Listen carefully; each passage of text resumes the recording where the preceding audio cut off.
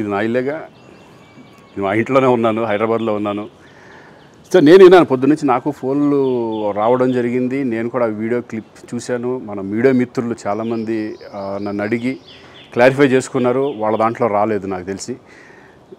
చాలా ఇట్లా శ్రీకాంత్ ఇలా బెంగళూరులో రేవ్ పార్టీకి వెళ్ళాడు, హేమ వెళ్ళింది, ఈ టైప్లో ఏవో వచ్చినాయి. నిజంగా నాకు నవ్వు వచ్చింది. ఇంట్లో వాళ్ళందరూ నవ్వుకున్నాం. ఇదేంటిది, మొన్న ఏమో విడాకులు ఇచ్చి పిచ్చేశారు నా భార్యతో, ఈరోజేమో రేవ్ పార్టీలకి వెళ్ళాడు అని వచ్చేసినాయి. కానీ ఒకటి, వాళ్ళు కొంచెం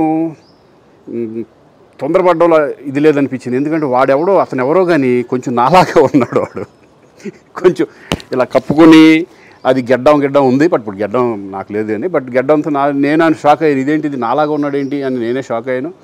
సో దయచేసి ఎవరు నమ్మొద్దు.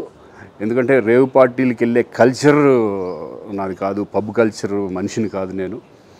ఒక్కోసారి బర్త్డే పార్టీలకి వెళ్తాము, ఒకవేళ తెలియకుండా ఏదైనా వెళ్ళినా ఒక హాఫ్ అన్ అవర్ నుండి వచ్చేస్తాం తప్పితే అటువంటి ఏమీ లేదు. రేవ్ పార్టీ ఎలా ఉంటుందో కూడా నాకు తెలియదు. సో దయచేసి ఎవ్వరూ ఈ విషయాన్ని నమ్మొద్దు. హ్యాపీగా నేను హైదరాబాద్లో ఉన్నాను, మా ఇంట్లోనే. ఇప్పుడు మా ఇంట్లో నుంచే నేను ఇది చేస్తున్నాను. సో దయచేసి మీడియా మిత్రులందరికీ కూడా నేను చెప్పేది ఏంటంటే, ఏ విషయం కరెక్ట్గా తెలుసుకోకుండా మీరు కూడా థంబ్నైల్స్ పెట్టేసేసి, నా బొమ్మ వేసేసి రేవ్ పార్టీలో పట్టుబడ్డ శ్రీకాంత్ ఈ టైప్లో వేస్తున్నారు. కాబట్టి దయచేసి ఎవరు నమ్మొద్దు. అది అతను అలాగా ఉన్నాడు అనే ఒక విషయంలో మీరు పొరపాటు పడి ఉంటారని నేను అనుకుంటున్నాను. దయచేసి అది నేను కాదు. Thank you. ఇటువంటివన్నీ కూడా నిజంగా కొంతమంది, వాళ్ళందరికీ నిజంగా థ్యాంక్స్ చెప్పుకుంటున్నాను నేను. కొంతమంది మీడియా మిత్రులు నాకు డైరెక్ట్గా తెలుసు కాబట్టి, వాళ్ళ ఫ్రెండ్స్ లాగా నన్ను ఇచ్చేస్తారు కాబట్టి, వాళ్ళందరూ నన్ను డైరెక్ట్గా అడగడం, నేను చూసి ఇద్దరు నవ్వుకోవడం, వాళ్ళు వాళ్ళ దాంట్లో వేయకుండా చూశారు కొంతమంది.